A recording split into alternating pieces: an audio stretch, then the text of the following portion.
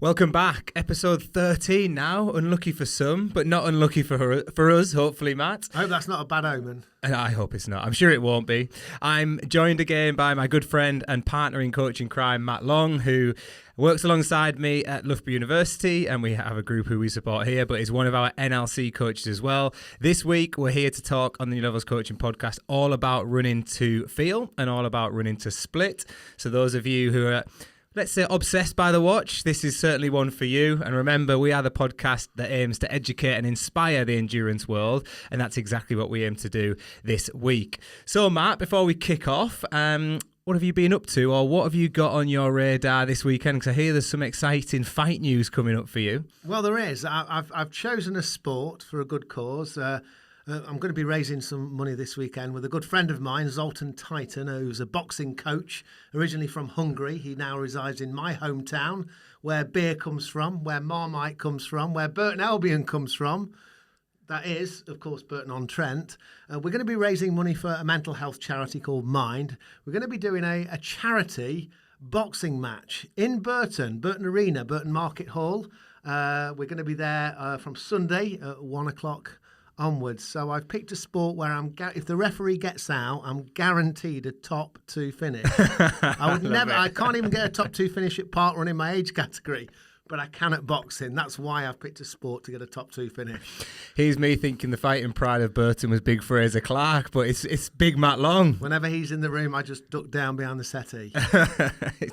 So that's to look forward to this weekend. The weekend just gone, we were in Valencia for Valencia Marathon, which was incredible. A big well done to all our marathon runners and a lot of our marathon runners who've had some really good performances over the past few weeks. I know you've had some really good performances as a coach as well, Matt, from a couple of weeks ago. Yeah. All credit to your own guidance, of course. But we had a brilliant weekend in the sun over in sunny Spain. It was lovely, and then we came back to horrible weather here. But one topic of conversation, which it leads really nicely into this podcast, actually, was around the watches in major marathons. A lot of people rely on those watches, and we hear this time and time again in the running world, and particularly with the athletes we coach. And people obviously want the watch there as guidance to help them pace their race, and we try and get them to be more familiar with running to feel. And when you run in these big races, when there's a lot of people around and you're in built-up areas, the watch can be off, and it can be way off, and it can be really tricky to judge the pace that you're running at. And on the back of the weekend, on Sunday, a lot of people said, I'm never using my watch again for a marathon. Really? It's useless. Really struggled with it. And I thought, well, perfect timing, because Matt's coming in on Tuesday to talk about this exact subject, about running to feel, running to pace, looking at technology a little bit, and also looking at how we can maybe combat that and some different training methods that can help us to run a little bit more to feel. So I thought, well, what a really good way to kick us off. Definitely. So, yeah, I think to add a bit of context here, Matt, you have kindly passed on an article to me that you've done in the past, which spoke a lot about running to feel. And it points to kind of not the origins around this, but somebody who used it within their coaching very successfully back in America, in a very famous place, Oregon, Tracktown, USA, Bill Bowerman. Would you like to go into a little bit of detail about what we know about Bowerman and maybe give our listeners an insight into Bill Bowerman if they haven't heard of him, which I know a lot of people will have, but maybe get a bit of an insight into the great man himself and why he used this method so successfully? Yes, guys. I mean, if you've ever bought a pair of Nike shoes or any kind of Nike apparel, I think originally, Lewis, wasn't the brand called Blue Ribbon Sports? Blue Ribbon Sports. And a quick book recommendation here, Matt. There's a really good book called Shoe Dog, which is by the founder of Nike. Yes. And it mentions things about Blue Ribbon Sports and Bowerman and the Nike Track Club over there. So, yeah, Blue Ribbon Sports was the original Nike, but there's a good book recommendation, Shoe Dog, for our listeners. Good. So in the early 70s, I believe, Bowerman began to develop shoes, particularly using his iron. They were known as the Nike waffle shoes, if you remember. Well, you're too young to remember, but I remember having in the late 70s, early 80s, as a club runner in Burton-on-Trent, a pair of these Nike waffle shoes. I'm sure if you went on eBay, as I often do, because we discussed I love athletics memorabilia, you'd pay hundreds and hundreds of pounds for these original kind of Nike waffle shoes. And I'll ask you a question, just sticking with the shoe side of it. What was the first pair, who wore the first pair of Nike shoes to win an Olympic gold medal on the track. It was 1980. It was one of my heroes. Oh, wow. The Moscow Olympics it was. Moscow Olympics. Okay. I'm going to go with Steve Ovett. It was Steve Ovett. Yeah. Shake my hand. Well, I thought I was doing the maths and I was thinking, well, Steve beat Seb first, and it's very likely that he was in a pair of Nikes as well. Yes. But when you said who won a gold medal, I thought, well, yeah, he got there before Seb, so it must have been Steve. I know Steve Cram, who's another one of your idols, claims that he believes he might have ran in the first pair of Nikes in the UK. He might have owned the first pair because he was sent a pair from America because Brendan Foster was doing some work with them at the time. Of course. And they sent some over. But in relation to the waffle shoes, the reason, obviously it's now, it's a popular tale almost, but in one of the films, Prefontaine, they show Bowerman, don't they, with his machine making those exact shoes you're talking about. Yes, and so one of the tragedies of Bowerman, I believe, is not just because one of his, or perhaps his most famous athlete of all time, Steve Prefontaine, died tragically early in a car crash in 1975, I believe it was. One of the tragedies about Bowerman is I think that because of his remarkable commitment to shoe technology and shoe innovation and what we now call Nike, is that we forget what a brilliant coach he actually was. And I think for me that he came up with two very simple concepts which to me are as relevant today, 40, 50 years on, as to when those concepts were formed. One of which is date pace, the other of which is goal pace. And I think if we can convey the meaning of those two concepts today and the difference between them, then we've achieved our goal. Our goal for the podcast today to inform listeners a little bit more about this date pace and goal pace. And before we do that, I think it's a really noticeable point about, Bowerman is associated with Nike and we know the success Nike's had, and sometimes we do forget what a great coach he was. And another book recommendation, one which you passed on to me, is one of Bowerman's coaching books, which is fascinating.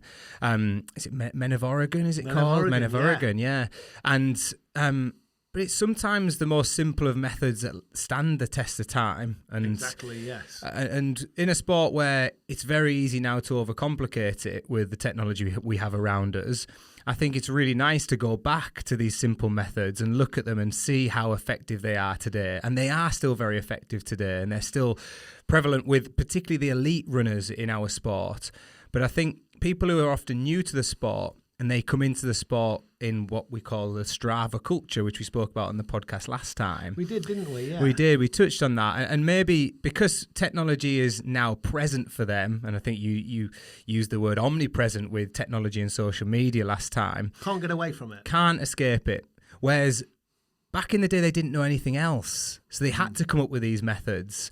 Absolutely. But the fact it stood the test of time shows how effective it is. So let's start there, Matt, around, let's start off with date pace. What do you mean by that? People are listening and probably going, what are you talking about, date pace? Yeah, well, date pace then is it means that we can track it by split. The stopwatch is relevant, but it's very much the kind of pace that you feel able to run at on a particular day. So let me give you an example. Let's imagine hypothetically that Bowerman, the late great Bowerman, is at the track with the late great Prefontaine. They're preparing for the 1972 Olympics, and let's set this hypothetical session. It's 12/400s. Classic. And Bill Bowerman's there with his stopwatch, and he says to Pre, as he was known, he says to Steve Prefontaine, right, 12/400s, minute recovery at your 5K. Date pace. So, I mean, Prefontaine went on, I think, in 1974 to run what was then an American record of 13:21. So I think that a kind of date pace would be, well, let's imagine that's 64 seconds, I think it's for 400 metres. For 13:20, yeah. Bang on. So basically, Bowerman says, well, it's April 1972. You can't yet run 12/4s in 64 seconds, Steve. But I reckon a decent date pace today would be 66 seconds a quarter. Go and smash out 12/400s, minute recovery at 66 seconds a quarter. That would be an example of date pace.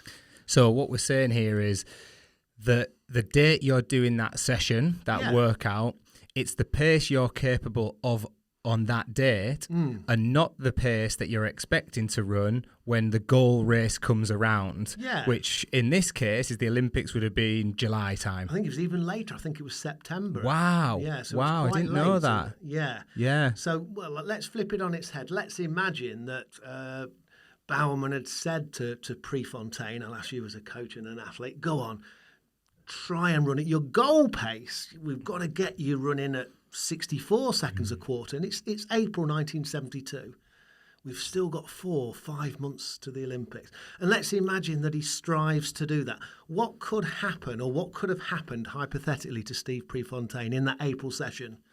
Well, I guess what I would expect to happen is he wouldn't be able to achieve it because he's not in the condition, and he's not gone through the periodization within his training plan to allow him to be there. But the biggest thing for me, if that was to happen to me, mentally that would have such a knock on me, because I'd start to worry that, oh God, I can't hit these paces. And my coach is expecting me to hit these paces already. And, psychologically, that would be having a big effect on me. But the other thing is, if I try to do that, what's the knock-on effect physically on me for my other sessions? If I went out and did, put myself on my back to try and achieve this in a training session, what's the knock-on effect of that on the other training that is still to come? So I think it would be a huge ask to do that, but it also could have really bad psychological consequences on the athlete if they didn't achieve what he thought the coach was expecting him to achieve on that given day. Let's deal with that psychology. Again, I'll ask you as a former elite athlete, you must have had, as we've all had, even me as a club runner, but you have sessions that, the 12-400 types, you have to pull out, you step off the track. How did that make you feel? What emotions did you go through after? Terrible. It's the one thing that happened to me when I almost quit the sport, because it makes you feel as low as you can possibly feel. You feel like a failure. But it's only a training session. It's and it never is it? Just a training session, not to the athlete. Sure. Because all the hard work you've done can be undone in one training session. I find this a lot with athletes we coach. They can go on a run of great sessions, 6, 7, 8, 9 sessions in a row, all perfect, all feeling great. And then they have one bad day, and all of a sudden overnight, they think they've become a bad athlete. Yeah. And we've all done it. Because we then start overanalyzing and thinking something's gone wrong, and putting those sessions in there that are almost overreaching at that time could be really detrimental. Yeah, so again, it's very interesting that you've mentioned a concept that was on the tip of my tongue. Overreaching, that's one we associate less with the psychology and more with the kind of the physiology. So let's imagine that Bowerman, he smashes 9 of them at 64 seconds, 10 of them, and then he drops off a little bit. What do you mean by overreaching? Because it's a more physiological term. Yeah, it means, so for our listeners at home might be familiar with the term, you might see that in training blocks, particularly our triathlon listeners. Kirsty mentioned it on the podcast we did on triathlon, where they go through a phase of training known as overreaching, where you're almost trying to do too much. You're doing more than maybe is enough to handle what you can handle at that given time. And in this particular session, this is what we're seeing. Pre would be doing reps that he isn't going to be able to sustain for the duration of the session. He's overreaching, he's going too fast, he's going too hard. He's trying to get this big physiological effect. Sometimes coaches set that as a method of getting, what did Alex used to call it with me off the back of it, looking for super compensation off the back of that overreaching session, because you're going so deep off the back of it. Yeah, I'll give you an analogy that I think the difference between progressive overload to achieve super compensation. It's a bit like an elastic band, isn't it? Imagine I've got an elastic band, and that's the progressive overload. We stretch in, we're super compensating. We need to overload, but progressively. And then for me, overreaching is where that band snaps. Yeah. Just goes too far, too soon. Unless, of course, as we mentioned, it's planned in for a reason into a plan, which it can be. But in this case, absolutely not. You're just going too far. You're going over the top, as I like to call it. And a description I like to use with the athletes is it's when you often see athletes on their back, not for a good reason. Yeah. They've gone to the well and sometimes a bit too soon. So what we're saying is that Bowerman has backed off Steve Prefontaine in the early 70s for psychological reasons.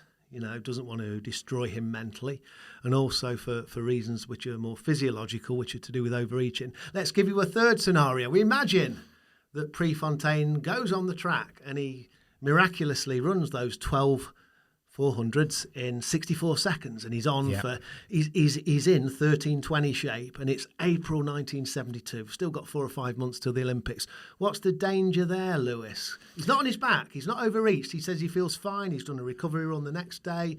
Physiologically looks fine. Mentally, he's on a massive high because he's done. What's the danger?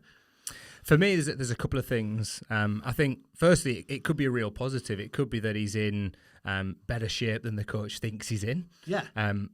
But that could lead to the athlete then getting carried away. So they've achieved this session on a massive high, and they're starting to think, right, well, my goal pace is now maybe going to be 62s. Yeah. So I'm now now the world record. Yeah, that's it. I'm going to now chase that down. And they can, again, maybe start trying to overreach for different things, or they might think, well, next time I do that session, I want to see it done in 63s and 62s to get confidence from it, because the last time I did it was 64s. So there's a few different things there that could lead to problems down the line. I guess a question back to you, Matt, here is, athletes are often striving to hit the best possible session. So people will be sat listening in thinking, well, what's the problem if he hits 64s, consistently? That just shows he's in really good shape and he was maybe, trying hard, which links back to our previous podcast about this work ethic of consistently trying hard and thinking that's exactly what you've got to do every single time. Work as hard as you possibly can. But what we're saying here is that the session's been set up for a reason, hasn't it? At that pace, that 66s. So sometimes, giving it absolutely everything and hitting faster splits sometimes isn't always the answer. Yes, and we mentioned another late great coach, didn't we? I think in the last podcast, called Arthur Lydiard. Yes. And we said that, one of the things that I've taken from Arthur Lydiard is, regardless of the debates about the benefits or disbenefits of long, steady distance running, is for what I got from Lydiard was the fact that you can only really stress that lactate system, that in simple terms, speed endurance system, for 6, 7, 8 weeks before you reach a peak. Yeah. So my view would be, well, look, if Prefontaine is capable of 13:21 as his lifetime best, and he's already running 64 seconds for 12 400s in April, well, he's got nowhere to go. That can't be sustained over another 4 or 5 months. It physiologically must reach a peak, and then it can't be sustained. He then probably panics and then pushes again. His times are going back to 65, 66, 67. And then what tends to happen when we push overeating too far? Injury or illness or breakdown. Yeah. Absolutely, yeah. So we'll never know whether Prefontaine and Baumann got it right. Many people would say perhaps he didn't, because for many people they expected him to win the gold medal in that 1972 5,000 metre final. Question of sport, who won it? Famous Finnish runner? Lassie Viren. And you mentioned the name of a British runner that got the bronze medal. Ian Stewart. Yeah. Where did Pre finish? You know that? Fourth, yeah. And there was the famous joke of Prefontaine going home saying, maybe they'll name a street after me and call it 4th Avenue, which I really liked. Heard that one. Did you not? I've not heard that There you one. go. It's a new one for you. Yeah. So, I think for me, there's a lot that stands out there. Like you say, we'll never know. And it's worth noting as well, when Pre went to those Olympics, although I think the Americans had him as favourite, and he was a bit of a rock star, wasn't he? He was. He was the big one in the athletics world. Yeah. But he was young, wasn't he? He was only 21, was he, Matt, at those Olympics? Yeah, very early 20s, yeah. So, unfortunately, we never really we didn't get to see, we got to see him a little bit, but we didn't get to see him later on in the Olympics because unfortunately he passed away in that tragic accident. By the time that Montreal came along, it possibly would have been his peak, but once again, Lassie Viren, the double-double, 4 Olympic gold medals, could anybody have beaten Viren in those Olympics over 5 and 10? Possibly not. There's 2 theories with Prefontaine. One is that we never saw the best of him, sadly. Yeah. The second is that actually, with the American collegiate system, some of the critics of that system would say, well, look, the guy was racing so hard, we probably did see the best of him. We'll never know. Yeah. It's hypothetical. But I think from a coaching point of view, what Baumann leaves you and I with and the athletics community with nowadays is it's how to bridge between goal pace on the one, date pace on the one hand, and goal pace on the other. How to narrow that gap how to bridge between the two. So you do need goal pace. It is important, but you need date pace to help get you there. And let's backtrack here to the episode that Jethro came on. I think it was episode 2. And we spoke about planning your year out and picking those big goal races in your year. And now is going to be, our listeners are tuning in now, coming towards the end of the calendar year. As you know, we've spoken about that before, Matt. And they're starting to look at 2024 and where those main goal races will be. And as you say, you're probably going to have a bit of a focus on goal pace because you're going to put down times that you want to achieve, and there's nothing wrong with that. It's something that I believe people should have motivation towards, and it's something that you should think about. But we talk a lot about focusing on the process and not just the goal. But what we're saying here is, I'm going to use the marathon as an example just because we've come back from the marathon at the weekend. Exactly, yeah. I'm going to pick a round number. Let's say 3:30 for the marathon because it's a nice round number and it's around 5 minutes per kilometre and it's around 8 minutes per mile for 3:30. And people are going, right, I want to run a sub 3:30 marathon and I want to do that in April 2024 at Manchester Marathon. Yeah. And they go out in the new year, they've enjoyed themselves over Christmas, they've enjoyed themselves over New Year. And they see a schedule that's been printed off online maybe, or maybe even set by a coach. And one of those runs has some marathon pace within that run. And what we're saying here is, let's not get carried away and start trying to run 8-minute miles or 5-minute Ks in January when it says marathon pace. And I believe that one of your previous contributors, the wonderful Sonia Samuels, spoke about that in previous weeks. Yes. It's when we go for goal pace, as Bauman would use it. We're not saying it's irrelevant, but it's when we do it. That's what I took from that podcast. So let's link that to periodization then, which we've touched on again in previous podcasts, and getting that periodization right, because I think a lot of our listeners, it'd be fair to say, maybe wouldn't know how to periodize their own training plan. But what we're talking about here is relevant in the case of we don't necessarily need to be at our target pace in January because we want to be there in April. But how do we go about, as you just said, what Bowerman left us with, how do we go about bridging that gap between date pace, where we are in January after New Year, let's say January the 4th, January the 5th, I think January 3rd might be the the Monday of the week, January 3rd comes round. How do we then bridge that gap from where we are to where we want to be? Well, let's go back to another analogy that we used in our previous podcast, Lewis, was we talked about Toblerone. Yes. We're closer to Christmas now. I hope it's on your order. Yeah. You got it booked in? Definitely. So when we talked about Toblerone, we both spoke about the need for, a giant Toblerone is better than a normal-sized Toblerone.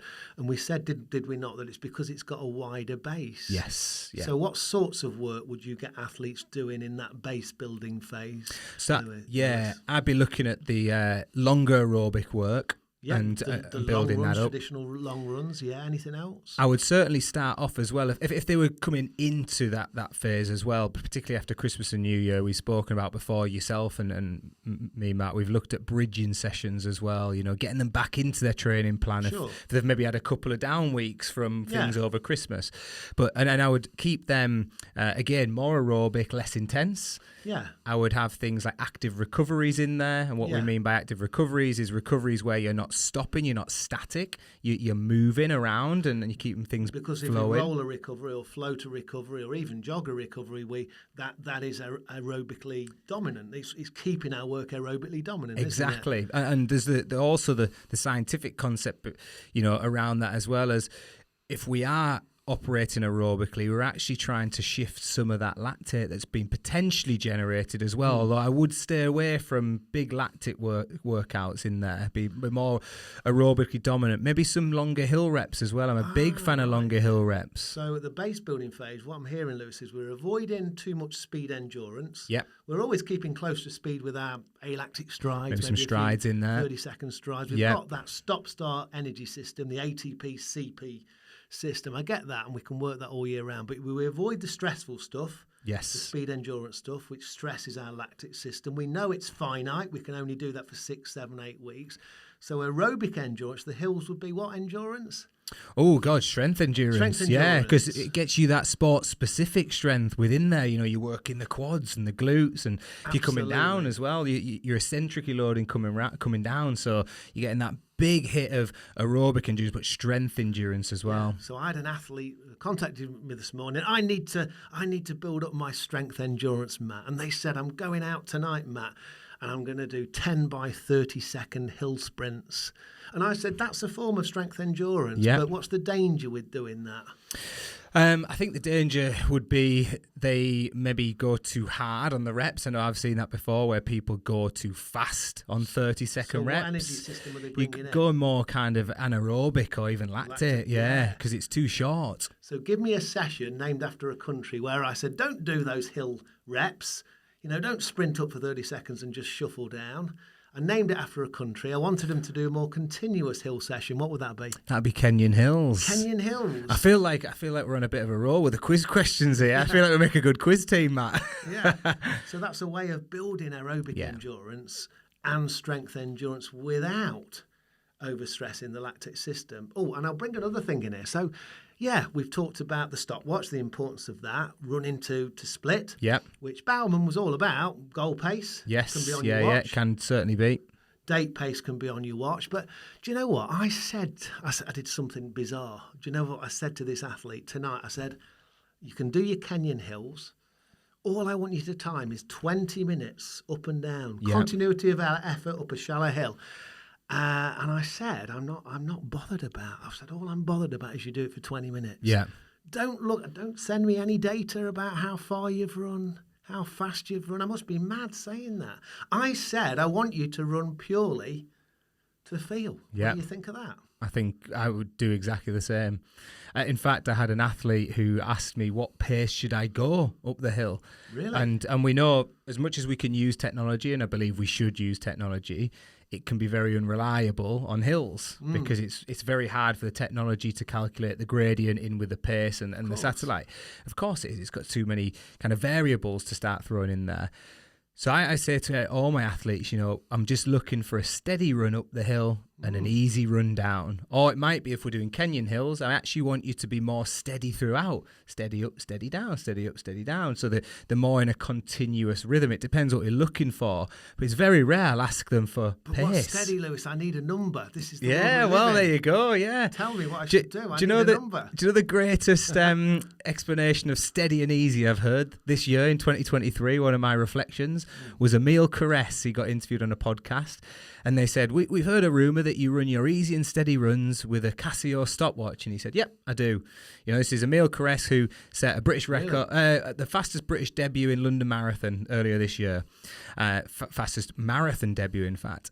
And Emil, they said to him, but Emil, how do you know if it's easy or how do you know if it's steady? And he said, it's easy, isn't it? He said, it's either easy or it's steady. They said, but what pace is that? He said, it's not a pace. Not a pace. He said, it's how I feel.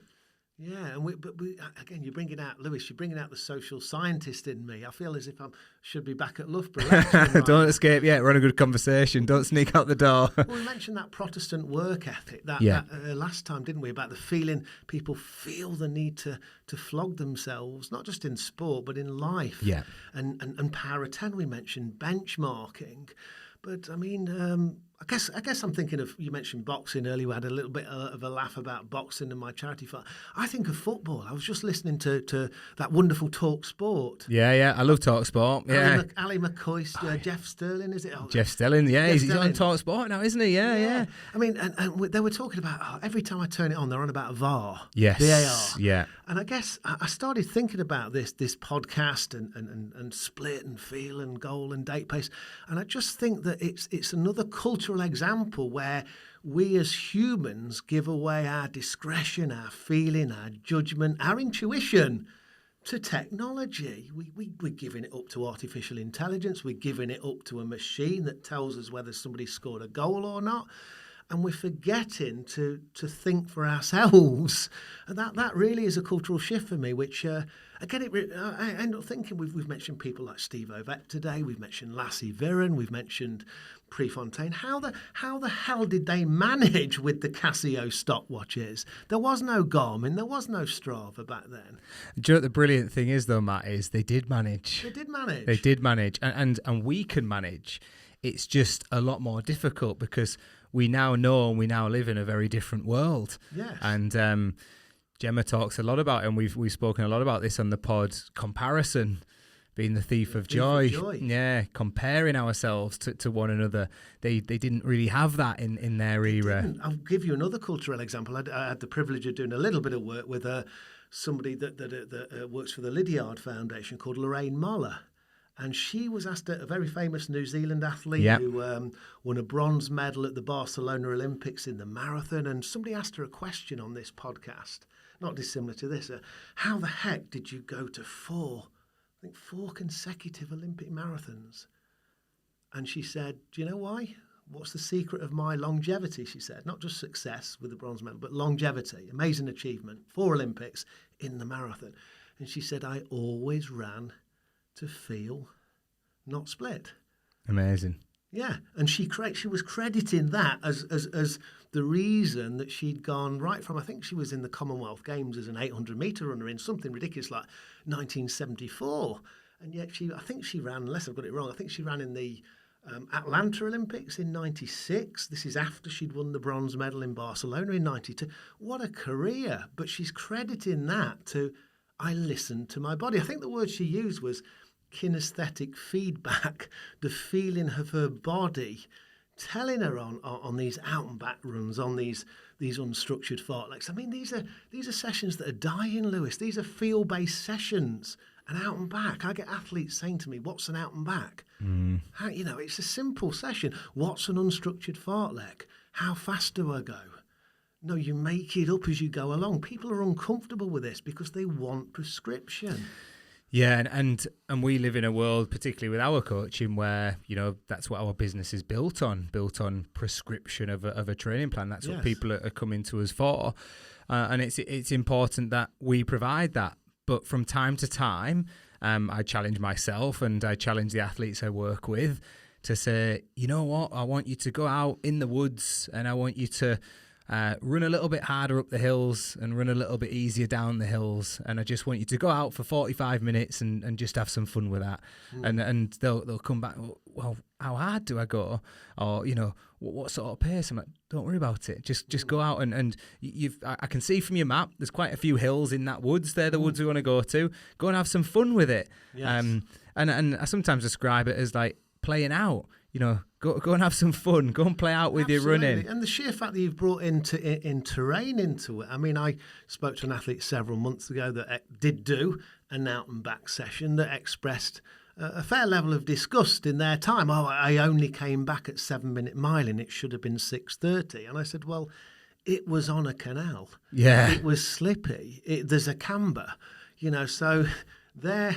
6:30 goal pace on the road was probably a 7-minute mile in on a canal anyway. Yeah. And that's a classic. I don't know. I'm just trying to reinvent Bauman or the spirit of Bauman. Really, that's a classic example of where you would run for me to date pace and to feel far more than split. So let's add some context to this, Matt, because you just threw something at me earlier, and I was well aware of what you were asking, and I think it's a question a lot of our listeners will ask was, well, what speed do I go at? What effort do I go? What is steady? I think you alluded to, and it's a really good question. How do we actually start to measure all this? We're talking about date pace, goal pace, running to feel, but some people do still need some guidance around that. So what sort of things are out there, or what do we know of that can help our athletes, our listeners, to say, well, go out and try this, but maybe try running to feel with this guide in mind? Yeah, I guess we can come to some accommodation. I guess we, again, as a social scientist, we live in a world which is either quantitative, numerical, statistically driven, or qualitative. Yeah. But I guess that we could try and forge a middle ground here by talking about that concept or that little acronym RPE that you mentioned. What is it? Explain it. rate of perceived exertion. So in simple terms, it's the effort we're putting in to something. So right now, I'm sat on a stool and my effort level is 0, and I'm going to measure it 0 to 10 in this case. Sometimes people, particularly in the physiology world, like to go 0 to 20. But in this case, 0 to 10. 0 being nothing, I'm sat down, I'm doing absolutely nothing, I'm resting, recovering.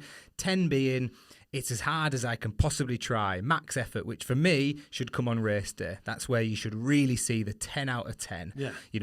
But it might be also described in some context as sprinting, flat out work, max power work. If you're in the gym, it might be that I want you to work 10 out of 10 because I want you to put in max strength. So there's a couple of different things we can consider. But ultimately, it's the effort we're putting in. Now, on that numerical scale all the way up, we've got 1. Well, what's 1? Well, 1 might be walking.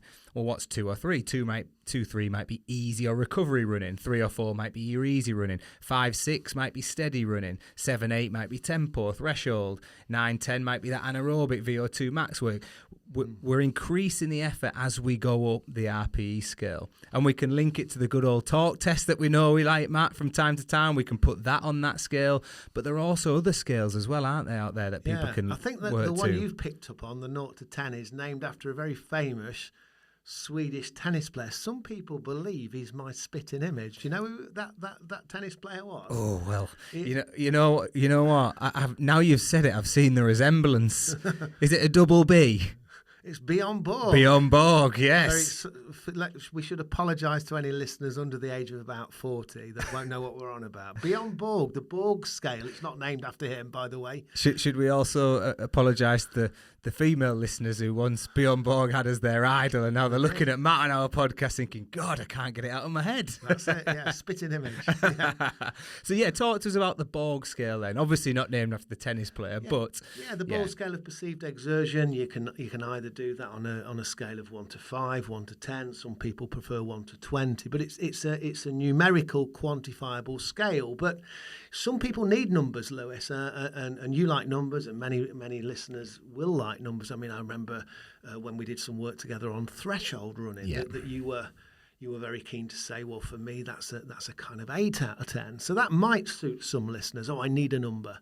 But for me, I'm more qualitative. If you said to me, Matt, threshold running is running comfortably hard. Yeah. I think that was Jack Daniels, the exercise physiologist and coach, that said it's comfortably hard. For me, that's fine. For other people, they'd say, well, I still need a number. Some people need a visual analogy. I've heard, I think it was Karp, one of the coaches, that said that threshold running, he didn't say it's 8 out of 10, he didn't say it's comfortably hard. He said, imagine lighting a match. Yeah. And you put your finger in the flame. If you hold it there too long, you're going to get burnt. Yeah. But a way not to get burnt is keep dipping in and out, dipping in.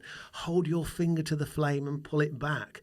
Again, that works for me because I might have a little bit of the visual learner in me. It doesn't really matter whether you say 8 out of 10, comfortably hard, or use a visual analogy, as long as, I guess as coaches, as long as we understand what makes the athlete tick. Yeah. We're athlete-centred, to use a tutor buzzword there. We are athlete-centred. We know which way people lean, what floats their boat, as we would say in Burton-on-Trent. And I think for our listeners who are tuning in, some people may resonate with that straight away and think, well, I know where I fit in there. I'm the type of person who likes numbers, or I'm the type of person who likes that comfortably hard, or, but we get a lot of people who can't figure that out. And I guess that's where we come in as coaches as well, because it is a learning journey for us as coaches as well. We don't just get it straight away with our athletes. It's relationship building over time. Relational, yeah. And it's really important to build those relationships because you get to know what your athlete prefers and what they respond to. And I have an example here, and a lady I worked with, I won't name her name, but if she's listening, she'll know exactly who I mean. We really struggled getting her into tempo zone, getting her to run her tempos in the correct way. Yes. And in the end, we took them out, or I took them out. And I wanted to do that because I didn't want to put the pressure on her to feel like she needed to always hit these. And I thought, okay, well, what's a different way I'm going to get that in? And I thought, you know what, I'm just going to put a steady run in there and see what happens. I'm going to put a progression run in there. Yes. She did this steady run, this progression run. I thought, that looks perfect. Yes. And it looked a little bit like a tempo. So I said, great progression run. We'll keep them in there for now. And we just kept them in there. And then we went on to a Q&A once, and she happened to be on the Q&A, and I gave an example of this, and she was sat there, and I said, well, what she doesn't know is I've actually got a running tempos now. I just don't label it tempos. Right. What I was putting in the description was working for her. Start off a little bit steadier, ease into it, and then just pick up the pace as you're feeling good, warm into it. Steady was what she needed to hear, not tempo. Because I think some people hear the word tempo and they think, right, it needs to be hard. It needs to be up-tempo, like an up-tempo music. Yes. It needs to be hard, and they go too hard. Yeah, very easy to talk past people. That's Exactly. the danger of the qualitative approach. Yeah. Definitely. And that's why sometimes how we write things down can be interpreted so differently from the other end. And it's the power of communication, is it, between athlete and coach, and coach and athlete, and having that relationship. Sure. But also the athlete maybe being aware of how hard is it. So what are some things, I mentioned the talk test there, Matt. What are some things the athlete can do to kind of analyse how hard they're trying? They may use the watch from time to time. I'm pointing at my watch here. It can be a guide, can't it, the watch? It can be used, but what else could they be doing? I don't know. I think we've explored some of the other things that people can do. I guess to me it comes down to psychology, Lewis, and the idea of I was working with a marathon runner that had some success over in San Sebastian quite recently, he's very into this looking at what we call cognitive association, switching on. Okay, yeah. And that would be where he might say during the marathon, look, every 5K I really do need to make sure I'm on target. I'm trying to break 2:45 or aim for 2:40 even. I need to be split aware. Yeah. But there's a difference between being split aware and split driven. So there's cognitive association, but also he was talking about what we call dissociative strategies, taking his mind off things. He was actually saying to me that one of the things that I talked to him about, the Paula Radcliffe method, about just counting to 100 in your head. Yeah. And again, it's very intuitive. He had to find his own way. And you know what he said? He said that the biggest thing that helped him was actually encouraging or trying to encourage a group of runners around him who were obviously trying. You get people holding up the 2:45 sign, the 3-hour sign. You see it at parkrun, don't you? Yeah. They're obviously trying to break 2:45, and he was sort of saying to me, well, look, that kind of helped him take his mind off the split. Interesting. And why do you think? I mean, you might think that that's bizarre. Take your mind off the split. You want to run 2:45, but you should be focused. Have you ever been too split driven? I mean, I'll ask you for an example. I'll give you one. I used to be for a short while. I was into indoor rowing. Yeah. Indoor rowing. I thought this was great. I entered the British Indoor Rowing Championships. I think it was at Nottingham University. And to be honest with you, I packed it in because I hated it. You know why I hated it? Because it was all driven to power and split and metrics. You're on a rowing machine. It's hard. Yeah. It's physically hard. It makes you feel sick. But all you can do is look at that Stare watch. at it. Yeah. And it's there. It's right in your face. You mentioned it, omnipresent. And I'm thinking, how the hell do I take my mind off this? Yeah. And I started to clam up and to tense up and to feel awkward. Have you ever been so split-driven as an athlete in a race that it's messed you up? I'm asking you as an elite athlete. Not just a race, over a given period of time, because I was aiming for an under-23 qualification mark, and it wasn't happening. And the more it didn't happen, the more I became more aware of it, and the more I pushed, and I was so aware of it, I was going through times in the race where I'd look at the clock and think, oh no, it's not on, or I don't feel great.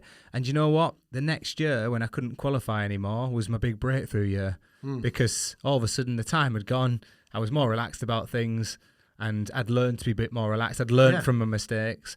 But I was looking at it every 200 metres, Matt, on the track, because you have clocks every 200 metres in the big races. You can see it.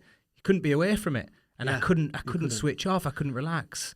I'm conscious that I think you and I are in danger of doing the listeners a disservice to us. I think what we're setting up a false binary between us, or we're in danger of it. Split or feel or split. Is there a middle ground? I mean, what about us trying to work through in the last few minutes a kind of hybrid approach? Do you think there definitely is. Yeah. I think you mentioned a lovely example there, which is one I use a lot with my marathon runners if I feel like it will work for them. Looking at 5K split, it's actually the perfect word for me, the 5K checkpoints, and I use that term with my athletes. I say, you've got the 5K checkpoints that you're going to go across in the marathon. They're going to beep and show me your 5K splits. I said, but let's use it as a checkpoint. You know, let's check the split at that point in time. And I believe, and what I give Matt is I give them a pace range. I say I'd like you to be between this and this, but don't panic if it's not. You know, if you see something different, think about what you might need to do if it's not what you want. But the biggest thing for me there as well is if you look every mile, say in a marathon, I'm going to use Paula Radcliffe's world record in London, previous world record as the example here. If you look at Paula Radcliffe's splits for that world record, I believe there's about a difference of around about 17 or 18 seconds per mile between her fastest mile split of the race. And at that level, that's quite significant. And her slowest. It's a massive... 100 metres. It's a massive difference, isn't it? Yeah. If you were looking at every mile split, it wouldn't give you an understanding of the rhythm you're in, because you might see a mile split and then you might think it's too slow and you might speed up. You might react to it. Whereas actually, if you look at 5K, it gives you more of a reflection of the rhythm that you're in, because you've not seen every kilometre within that 5K. You've not seen every mile. You've just seen the overall mile. So if there was a bit of an uphill mile in there, it was a bit slow, and that was followed by a bit of a downhill mile, and then there was a bit of a flat mile, you'll get the average. You'll get the pace of the 5K. So I think that's a really nice way of looking. But then the key to it is, I think what you said is, how do you then switch off from it? So again, it just works for me with marathons, because a lot of the marathons then have a water point at around about 5K. Yeah. So I'll say to athletes at that point, grab your water, you know, maybe take your gel if your gel is going to fall in that next kilometre, that next mile as well, and then take your mind back off the time and get back in your rhythm. And it's amazing how there'll be some listeners listening to this and they'll say, oh, I can't do that. You know, I'm so focused on running a sub-3 marathon. I interviewed the great David Hemery about this. He wrote a book about this. Son was at Loughborough with me, actually. That's right. Now, David Hemery, most listeners will be aware, Olympic 400-metre hurdle champion, 1968. I think it took him just over 48 seconds. Has he still got the British record, Matt? Has he got the British record? Not sure. I think didn't Akabusi break Akabusi get it? A few years You're ago, the statistician. I'm not sure. Yeah. It stood for a long time. But I remember when I interviewed David Hemery, he was saying in the space of 48 seconds, he went from being remarkably goal-focused and obviously not splits, because we wouldn't be called out splits, but he was focused on it needs to be 48 seconds. I'm going to have to run close to a world record to get this goal. He was remarkably goal-focused at some periods, but he switched his brain to other things. He said he could hear himself breathing. He felt his heart rate. He could feel his, I think it was a cinder track, I'm not sure, but he could feel the thud of his spikes on the track. And he was almost saying in the space of just 48 seconds, he associated and disassociated at various points in the race. Which is amazing over that time frame, isn't it? Yeah. And yet people are going to say, oh, I couldn't possibly do that over a marathon. He said he had to do that in 48 seconds of a 400. Amazing. Absolutely amazing. And I think it's so important to do that personally. I just think otherwise, I just think the mental side of it plays so much of a part that there's so much mental fatigue in looking and obsessing and back to our original point where we started this podcast around, athletes coming off the back of Valencia at the weekend and saying, one thing I'm not doing is I'm not trusting the watch in my next marathon. It's wrong. Because let me give you the example what happened here. One of my athletes, he thought he was running really well. His watch was beeping at him.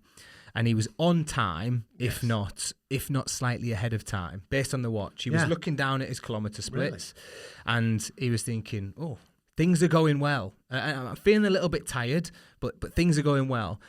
He got to halfway, and he looked at halfway at his watch, and he was 33 seconds behind schedule. And he said it was demoralising because he was expecting something else to flash up. Yeah. And then Gemma's dad, who I also coach, Nigel, he said, "Oh, I'm peed off." And I said, "Oh, why? You ran great." He said, "According to my watch, I was well on for inside 4 hours." He said, and then it wasn't until I got through 24 miles, I seen the 24-mile marker on the course, or whatever it was, or whatever marker it was. I might be wrong there, but he seen a marker, and he said, I did a quick calculation in my head and realised my watch is wrong. Yeah.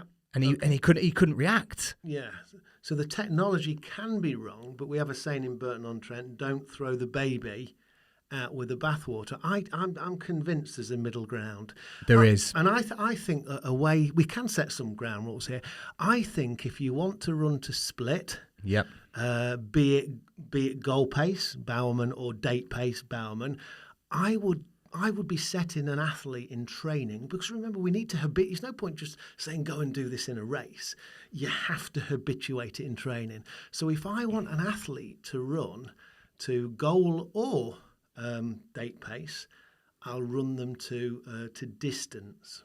Interesting. If I want them to run to feel, do you know what I do? I don't run them to distance. I run them Time. to time. Yeah. And do you know what I've started to do? Rather than saying, because some athletes say, is this session to feel or is it to split? Which one is it? Tell me.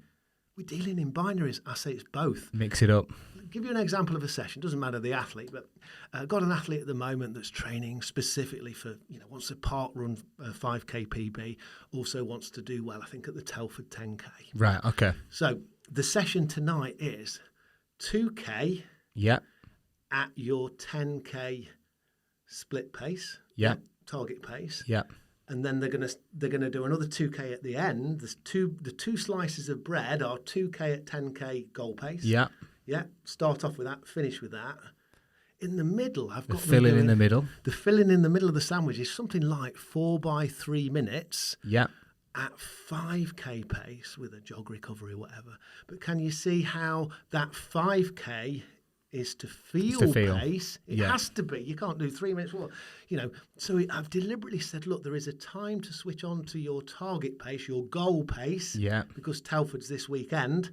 It's no point talking about date pace. You are benchmarking at the start of the session over 2K. Yeah. You are benchmarking at the end of a session over 2K. But the middle bits you can switch off.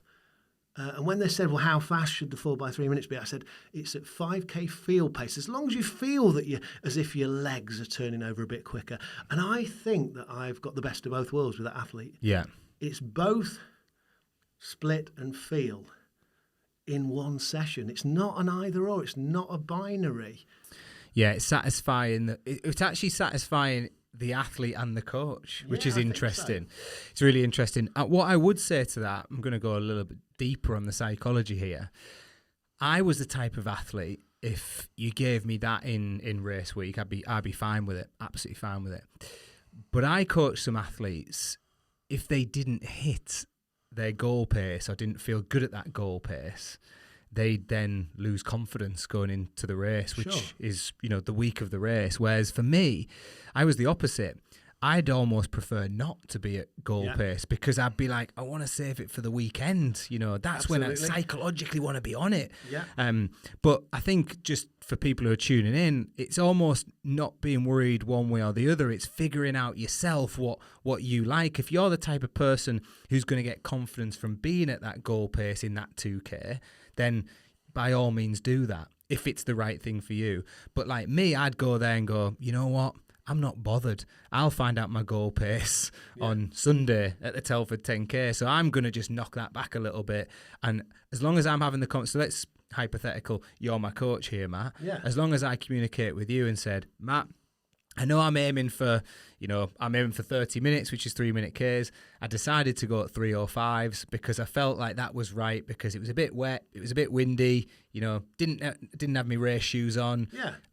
I suspect my goal pace at the weekend will be 3 minutes. Absolutely. And I also think that links into a slightly different podcast. Maybe you and I, or you and another coach, can explore that links into goal setting.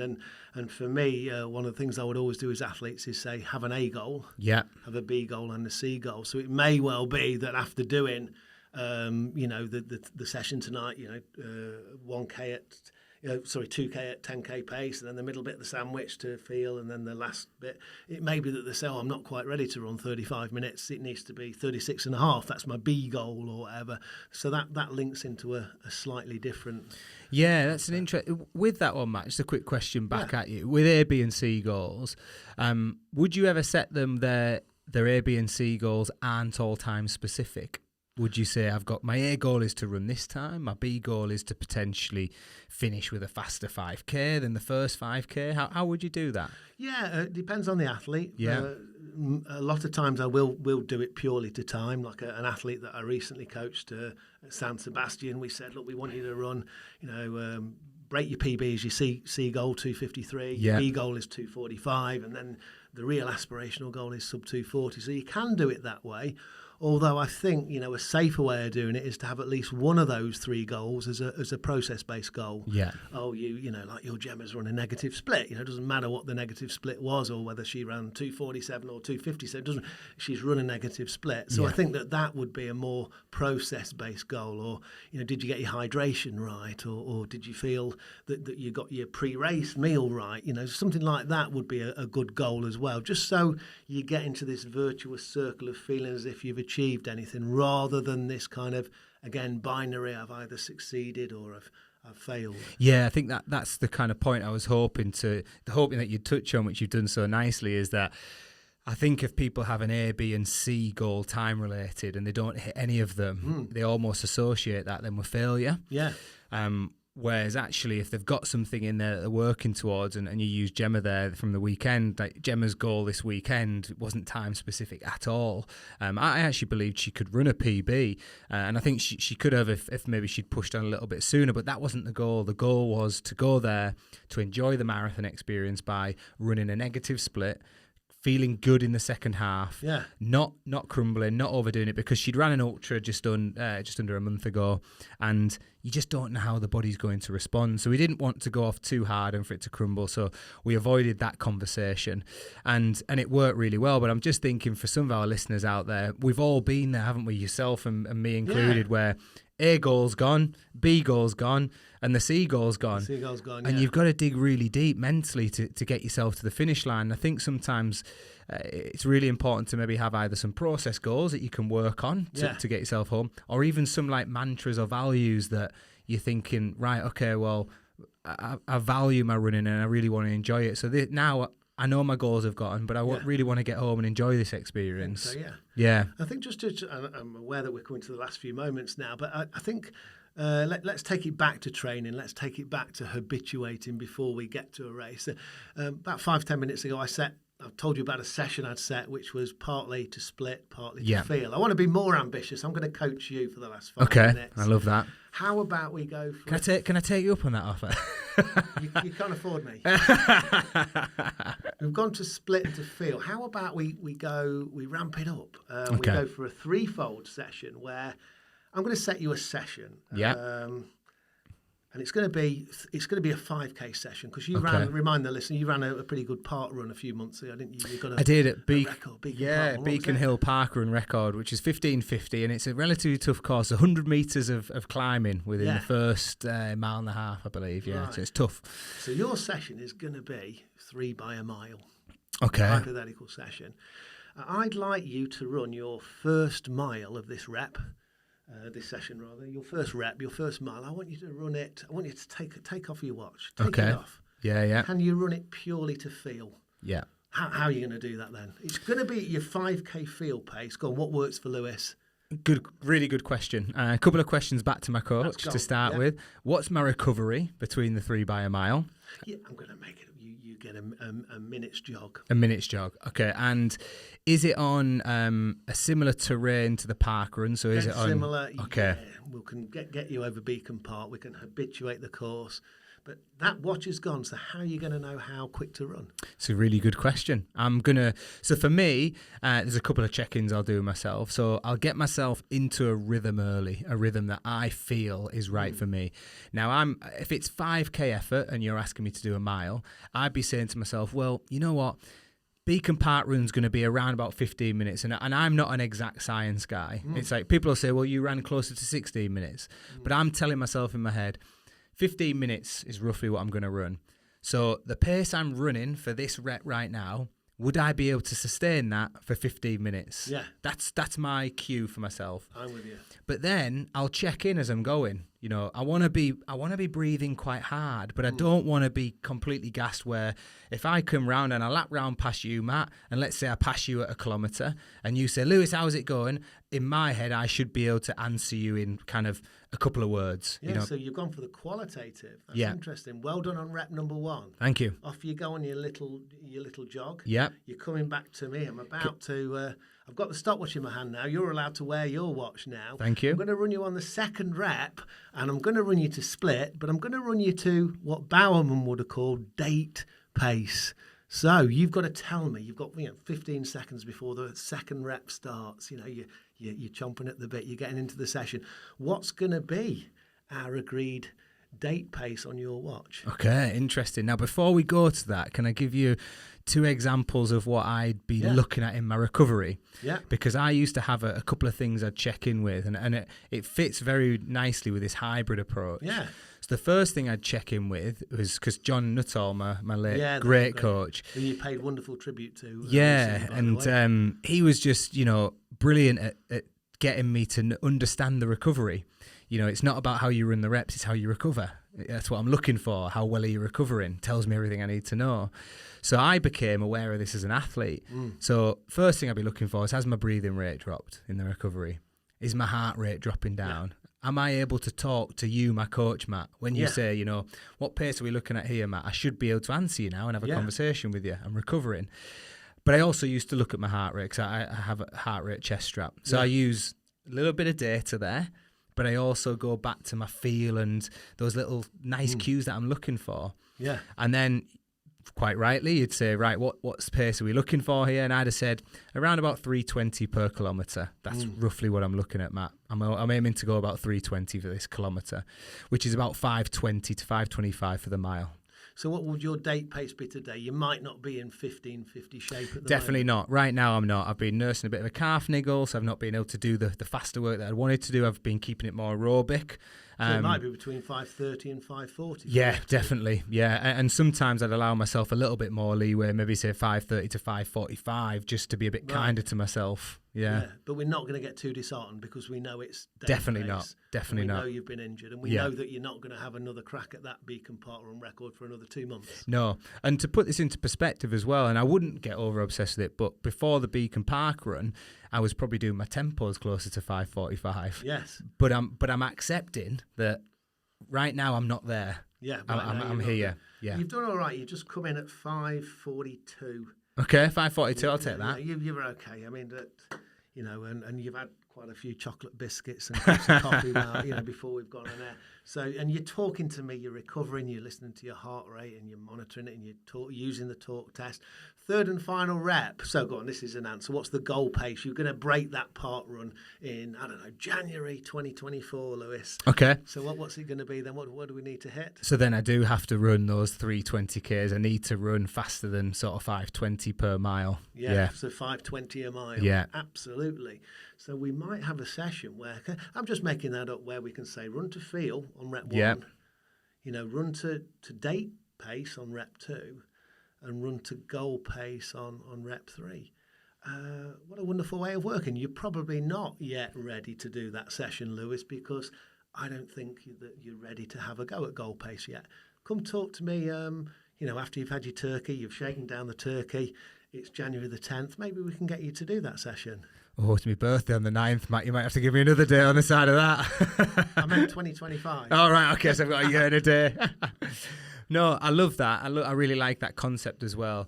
I guess for our listeners at home, we're talking in the benefits of having a coach here, of bouncing these ideas off. But hopefully we're giving people ideas as to how they can structure their own sessions.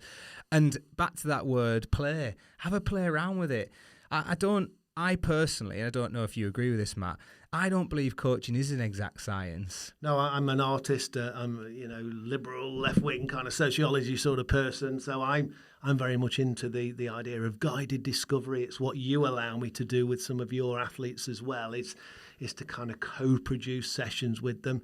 That's how we learn. We learn by making mistakes that we learn from and don't get hurt by. That's the art of coaching, to give people a little bit of free rein. And unless we explore, unless we experiment, then we're never going to grow as athletes or human beings. So I think a really good message to end on is exactly that. Why not explore? Yeah. Why not experiment if you're not coached? Exactly. You know, if you want to find out more about coaching, you can do. You can contact us at New Levels Coaching. You know, Matt is one of our coaches. He's brilliant. He's getting some great results, and we've got a lot of coaches there, all who have their own individual coaching styles. Absolutely, which is great for the coaching world as well. Yeah. But we all operate off a similar philosophy and platform whereby, and I love what you said there, Matt, we explore, we learn together. We're going to fail together. That's all part of the process. But we do it in a safe way that people enjoy their training and hopefully enjoy that process. So the message we're leaving you with today is we want you to enjoy your training. We want you to have some fun with it, but don't be afraid to play around with it. And maybe the hybrid approach of, yes, use the watch. We're not saying don't use the watch, don't use technology. Technology can be great as well, but don't become reliant on it. You know, mix it up and don't be afraid to mix it up. And do you know what I was going to say? I was going to say, Lewis, to finish off, how are we doing for time? But I'm not going to say that because this is not a split-driven podcast. This has been a process and feel-based podcast. Put it there, buddy. Which is what I really like. So I'm not going to check the clock, although I will when we've finished. If I was judging, I think we've been about 50 to 55 minutes, but I've enjoyed every single minute of it, Matt. It's been an absolute pleasure. So thank you for joining me again. Hopefully many more in the new year. Yes, plenty more to come. I hope you've enjoyed it as much as I have. I always enjoy chatting to Matt. We do bounce off each other, and you can see that our coaching brains are very similar, and hopefully you can see how we work together so well. We've got plenty of more podcasts coming before Christmas and New Year. We've got one special one which we do want to leave you with before Christmas, and that's going to be around what should running look like over the festive period, and what do we believe it should look like. So stay tuned for that one, I should say. If you want to find out more about New Levels Coaching, you can do so on either our social media channels. We're very active on Instagram and Facebook. Our website, newlevelscoaching.co.uk. And also, if this is the first time you've tuned into the podcast, then please tune in for plenty more episodes. Remember, like, share, comment, pass on your feedback. It's always well appreciated. In the meantime, enjoy your training, good luck of your racing, and don't forget to enjoy running to feel and not just split.